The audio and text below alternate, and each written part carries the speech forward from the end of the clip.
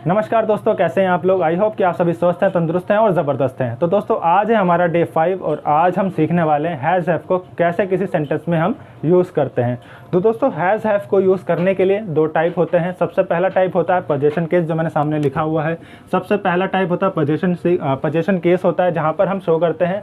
जैसे कि मुझे यदि कोई सेंटेंस बोलना हो जहाँ पर मैं बोल रहा हूँ कि मेरे पास मार्कर है, या फिर मुझे बोलना है कि मेरे पास पैसे हैं, मेरे पास कैमरा है, मेरे पास फ़ोन है, उसके पास कंप्यूटर है, तो उस तरह के सेंटेंस को इंग्लिश में ट्रांसलेट करने के लिए हम हैज़ या हैव की मदद लेते हैं। क्लियर। और दूसरा जो टाइप होता है इसका, वो होता है प्रेजेंट परफेक्ट टेंस के रूप में एज हेल्पिंग वर्ब्स, है ना। प्रेजेंट परफेक्ट जो टेंस होता है वहाँ पर हेल्पिंग वर्ब के तौर पर हम हैज़ या हैव को यूज़ करते हैं। लेकिन आज इस वीडियो में हम सिर्फ एक टाइप की बात करने वाले हैं, एक टाइप को सीखने वाले हैं, और वो है पोजीशन केस पास है।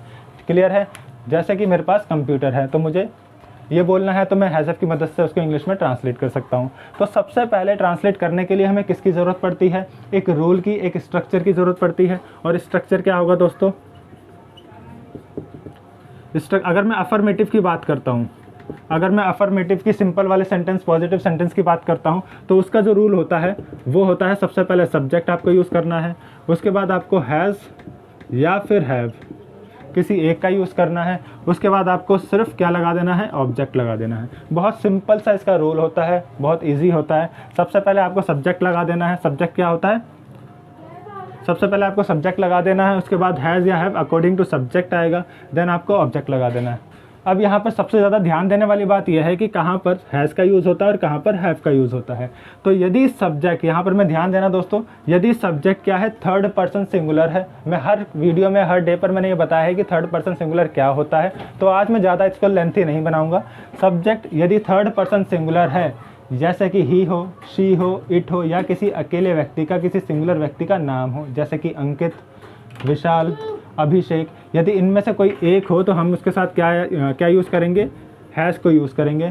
ठीक है। यदि सब्जेक्ट थर्ड पर्सन हो प्लस सिंगुलर हो तो हैज़ का यूज़ होगा, और यदि सब्जेक्ट थर्ड पर्सन सिंगुलर के अलावा और कुछ भी हो तो वहाँ पर हम हैव का यूज़ करेंगे। वहाँ पर हम किसका यूज़ करेंगे? हैव का यूज़ करेंगे। दोबारा एक बार रिपीट करता हूँ। यदि सब्जेक्ट थर्ड पर्सन सिंगुलर है, जैसे कि ही हो, शी हो, इट हो, या किसी अकेले व्यक्ति का नाम हो, तो वहाँ पर हम हैज़ को यूज़ करते हैं। और यदि सब्जेक्ट इनके अलावा और कुछ भी हो, जैसे कि आई हो सकता है, यू हो सकता है, दे हो सकता है, तो वहाँ पर हम सब्जेक्ट के साथ किसका यूज़ करेंगे? हैव का यूज़ करेंगे। क्लियर है दोस्तों। इसके बाद आपको ऑब्जेक्ट का यूज़ कर देना है। अब एक एग्जांपल देखते हैं, बहुत अच्छे से आपको क्लियर चीज़ें सारी हो जाएंगी। हाँ, एग्जांपल देखते हैं। एक जैसे मुझे बोलना हो कि मेरे पास पैसे हैं। यदि मुझे बोलना है इंग्लिश में कि मेरे पास पैसे हैं, तो मैं कैसे बोलूँगा? तो सबसे पहले तो मैं देखूँगा इसकी पहचान क्या होती है। पास है, पोजीशन शो करना है, तो मेरे पास क्या है? पैसे हैं। मेरे पास है क्या? पैसे हैं। तो यदि मुझे इस तरीके के सेंटेंस को इंग्लिश में ट्रांसलेट करना है तो मैं इस रूल की मदद से, इस स्ट्रक्चर की मदद से इसको इंग्लिश में ट्रांसलेट ईजिली कर सकता हूँ। सबसे पहले क्या यूज़ करूँगा? सब्जेक्ट का यूज़ करूँगा। सब्जेक्ट मैंने बता दिया क्या होता है। यहाँ पर सब्जेक्ट क्या होता है? जो मेन, जो एक्टिव होता है किसी सेंटेंस में, जिस पर पूरा का पूरा सेंटेंस बेस्ड होता है। अगर मैं यहाँ से मेरा हटा दूँ, यहाँ से क्या हटा दूँ? मेरा, तो पास पैसे हैं, कोई सेंस देगा? नहीं देगा। तो यहाँ पर सब्जेक्ट का काम कौन कर रहा है? मेरे। यहाँ सब्जेक्ट का काम कौन कर रहा है? मेरे। लेकिन यहाँ पर दोस्तों मेरे का मतलब माई नहीं होता है, ये आपको ध्यान देना है, क्योंकि माई कभी अकेला नहीं आता। यहाँ पर मैं मेरे किसी भाई की, मेरी किसी बहन की बात नहीं कर रहा हूँ। यहाँ पर मेरे पास पैसे हैं की बात मैं अपने से कर रहा हूँ, कि मेरे पास पैसे हैं, मैं अपने अकेले की बात कर रहा हूँ। तो इसीलिए यहाँ पर मैं सब्जेक्टिव केस लगाऊंगा आई को। ठीक है। क्या लगाऊंगा? आई का यूज़ करूँगा, सब्जेक्टिव केस लगाऊंगा। किसके पास? मेरे पास पैसा। तो आई के साथ यहाँ पर क्या लगेगा? हैज़ या हैव। आई के साथ मैंने बताया ना अभी कि सब्जेक्ट यदि थर्ड पर्सन सिंगुलर है तो आपको हैज़ लगाना है, और सब्जेक्ट थर्ड पर्सन सिंगुलर नहीं है तो आपको क्या लगाना है? हैव लगाना है। क्या लगाना है दोस्तों? हैव लगाना है। तो आई के साथ क्या आएगा? हैव आएगा। ठीक है। तो आई हैव, उसके बाद क्या है? पैसे। क्या है? पैसे, मनी।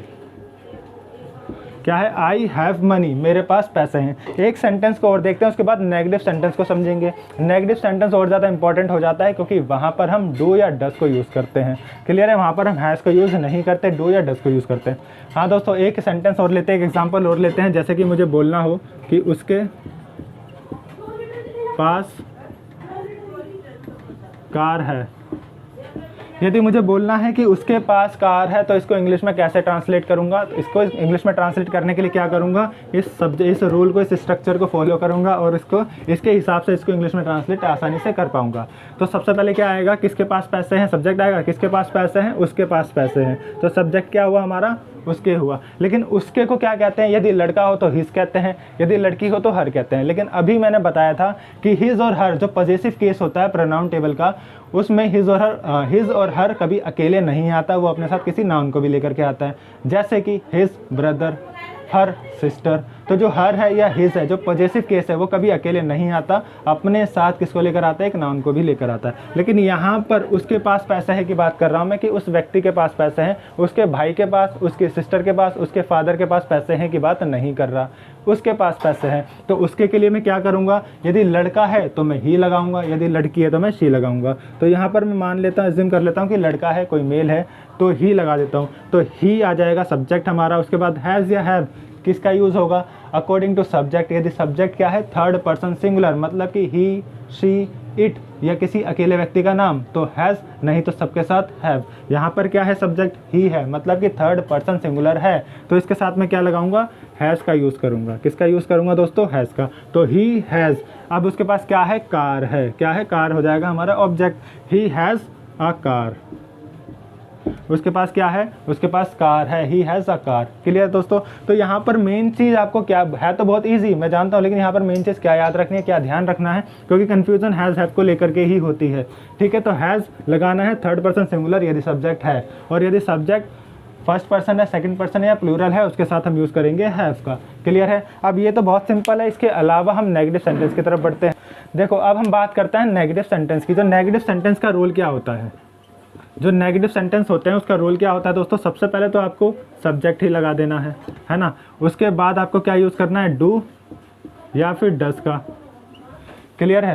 पहले सब्जेक्ट लगा देना है, फिर डू डस का यूज़ करना है, और थर्ड प्लेस पे नेगेटिव है तो थर्ड प्लेस पे नॉट आएगा।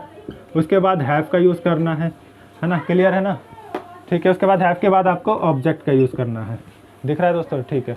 तो सबसे पहले सब्जेक्ट आ जाएगा, फिर डू डस आएगा, थर्ड प्लेस पर नोट आएगा, फिर हैव, फिर ऑब्जेक्ट। यहाँ पर डिफरेंस क्या है, यहाँ पर हम डू डस का यूज़ कर रहे हैं पहली बात, और यहाँ पर हम हैज़ का यूज़ नहीं कर रहे। यहाँ पर सिर्फ और सिर्फ किसका यूज़ कर रहे हैं, हैव का यूज़ कर रहे हैं। तो सब्जेक्ट के अकॉर्डिंग हमें डू या डस में से कोई एक चीज़ का यूज़ करना है। उसके बाद थर्ड प्लेस पे नॉट, फिर हैव हमेशा आएगा और हर सेंटेंस में आएगा, चाहे सब्जेक्ट कुछ भी हो, और उसके बाद लास्ट में ऑब्जेक्ट का यूज़ करना है। तो यदि दोस्तों यहाँ पे कन्फ्यूजन तो आपको नहीं होनी चाहिए यदि आपने मेरी डे 2 वाली वीडियो देखी है तो, क्योंकि डे 2 में मैंने आपको ये बता रखा है कि डू और डस का प्रयोग किस तरह के सब्जेक्ट के साथ किया जाता है ना। किस तरह के सब्जेक्ट के साथ डू या डस का प्रयोग किया जाता है, यूज़ किया जाता है। ये चीज़ मैंने डे 2 वाली वीडियो में क्लियर की हुई है यदि आपने देखी है तो। यदि नहीं देखी है तो एक और बात क्लियर करता हूँ। देखो दोस्तों, यदि सब्जेक्ट हमारा थर्ड पर्सन सिंगुलर हो, सब्जेक्ट क्या हो, थर्ड पर्सन प्लस सिंगुलर हो, तो हमें डस का यूज़ करना है। किसका यूज़ करना है, डस का यूज़ करना है। और यदि सब्जेक्ट थर्ड पर्सन सिंगुलर नहीं है तो हमें डू का यूज़ करना है। ये बात क्लियर है। सब्जेक्ट थर्ड पर्सन सिंगुलर है, जैसे कि ही, शी, इट या किसी अकेले व्यक्ति का नाम, any name of a singular person, किसी अकेले व्यक्ति का नाम हो तो हमें उसके साथ डस का यूज़ करना है। ठीक है। और यदि इनके अलावा कुछ भी हो, कुछ भी क्या हो सकता है, आई हो सकता है, यू हो सकता है, दे हो सकता है, वी हो सकता है, तो उसके साथ हमें किसका यूज़ करना है, डू का यूज़ करना है। उसके बाद थर्ड प्लेस पे नॉट, हैव हर किसी के साथ आएगा, और लास्ट में ऑब्जेक्ट का यूज़ होगा, है ना। अब एक एग्जाम्पल देखते हैं, फिर इस चीज़ को और अच्छे से हम समझ पाएंगे। एग्जाम्पल लेता हूँ मैं, जैसे कि उसके पास कार नहीं है। यदि मुझे सेंटेंस बोलना हो, इंग्लिश बोलनी हो कि उसके पास कार नहीं है, तो मैं इसको इंग्लिश में कैसे ट्रांसलेट करूंगा। तो मुझे इंग्लिश में ट्रांसलेट करने के लिए क्या करना होगा, इस रूल को फॉलो करना होगा। और सबसे पहले मैं क्या यूज़ करूंगा, सब्जेक्ट का यूज़ करूंगा। सब्जेक्ट क्या है यहाँ पर, उसके पास, किसके पास कार नहीं है, उसके पास कार नहीं है। तो उसका मैंने अभी इस चीज़ को क्लियर किया था ना कि हिज या हर मत लगा देना। यहाँ पर लड़का है तो ही आएगा, लड़की है तो शी आएगा, क्योंकि यहाँ पर हम सब्जेक्टिव केस को यूज़ करेंगे, है ना। तो लड़का मान लेता हूँ, तो यहाँ पर क्या आ जाएगा, शी। तो शी। उसके बाद डू या डस, नेगेटिव सेंटेंस है ना, नहीं है तो डू डस, ये वाला फॉर्मूला होगा। तो डू या डस किसका यूज़ होगा, ही के साथ किसका यूज़ होता है, डस का यूज़ होता है। थर्ड पर्सन सिंगुलर है तो डस का यूज़ होगा, ही डस, और थर्ड प्लेस पे नॉट आ जाएगा, ही डज नॉट। लास्ट इसमें इसके बाद क्या आएगा, हैव आएगा। ही डज़ नॉट हैव क्या नहीं है दोस्तों, कार नहीं है। ही does not have a car. Clear है। यदि मुझे सेंटेंस बोलना है कि उसके पास कार नहीं है तो इसको मैं कैसे यूज़ करूँगा, कैसे इंग्लिश में ट्रांसलेट करूँगा, इस रूल को फॉलो करके। सबसे पहले आएगा सब्जेक्ट, जो कि मैंने ही मान लिया था, शी की जगह ही माना था। उसके बाद ही के साथ हम यूज़ करते हैं डज़, डू या डज़ का, किसका यूज़ करेंगे, डज़ का यूज़ करेंगे। तो ही डज़, और थर्ड प्लेस पे नॉट आ गया। उसके बाद हैव तो हर किसी सेंटेंस में आएगा जो नेगेटिव है या इंटेरोगेटिव है। तो ही डज़ नॉट हैव, इसके बाद ऑब्जेक्ट क्या है हमारे पास, car. He does not have car, उसके पास कार नहीं है। इस तरीके से हम इसको इंग्लिश में ट्रांसलेट कर सकते हैं। एक इंटेरोगेटिव सेंटेंस देखते हैं, उसके बाद इस चीज़ को फिनिश करते हैं। एक इंटेरोगेटिव सेंटेंस क्या होगा, जैसे मुझे एग्जांपल देना हो, क्या उसके पास, क्या आपके पास कंप्यूटर है।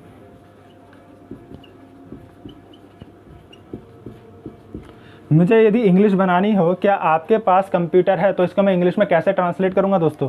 तो सबसे पहले मुझे क्या करना होगा, अब इंटेरोगेटिव तो आपको पता ही है कि क्या करते हैं, डू डज को या फिर हेल्पिंग वर्ब को हम आगे लिख देते हैं और सब्जेक्ट को पीछे ले जाते हैं। तो क्या करते हैं, डू डज ही, जो यहाँ पर हेल्पिंग वर्ब क्या है, डू या डज है, इसको हम फर्स्ट प्लेस पे कर देंगे और सब्जेक्ट को इसकी जगह पे सेकंड प्लेस पे कर देंगे। तो यहाँ पर क्या आपके पास कंप्यूटर है, क्या करेंगे, डू या डज। तो पहले डू या डज किसके अकॉर्डिंग आएगा, सब्जेक्ट के अकॉर्डिंग आएगा। सब्जेक्ट क्या है, आप, आपके लिए क्या होगा यूज़, यू होगा। तो क्या आपके पास, अब यू के साथ हम क्या यूज़ करते हैं, डू या डज का, डू का यूज़ करते हैं। तो do you according to subject, मैंने यहाँ पे हेल्पिंग वर्ब लगा दी। डू या डज में से कोई एक चीज़ मुझे सेलेक्ट करनी थी, मैंने डू यूज़ कर लिया, है ना। तो डू यू, उसके बाद हैव आ जाएगा। डू यू हैव, क्योंकि नेगेटिव तो इसमें है नहीं ना, इसमें नेगेटिव सेंटेंस तो ये है नहीं, तो इसलिए मैं यहाँ पर नॉट का यूज़ नहीं करूँगा। तो डू यू हैव क्या, computer, do you have a computer, है ना दोस्तों। इस तरीके से हम इंग्लिश में इसको ट्रांसलेट कर सकते हैं। देखो बहुत सिंपल सी चीज़ है, आपको समझनी है।